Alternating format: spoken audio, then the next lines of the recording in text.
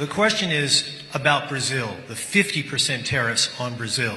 Can you explain why they are being hit with 50% tariffs and why it falls under the umbrella of the International Emergency Economic Powers Act? Certainly. Happy to do that. Now, to be really specific about Brazil, there's actually two regimes at place right here. There's the reciprocal tariff rate of 10% on Brazil, which everyone in the world has, which we're trying to do to control the global trade deficit, which is a huge problem for us.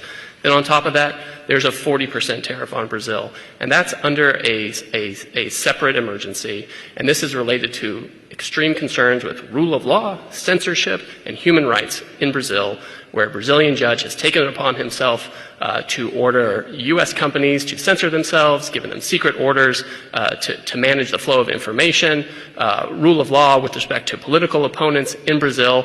And so when the... And the unlawful detention of U.S. citizens who were in Brazil. Correct. Now, the Treasury Department has often used AIPA, which is the shorthand for the law you're talking about, to impose sanctions, which will cut off countries or companies or persons entirely from the U.S. financial system and cut off trade entirely. If the president can cut off trade entirely, he can certainly impose a tariff, which is a lesser measure than a full sanction.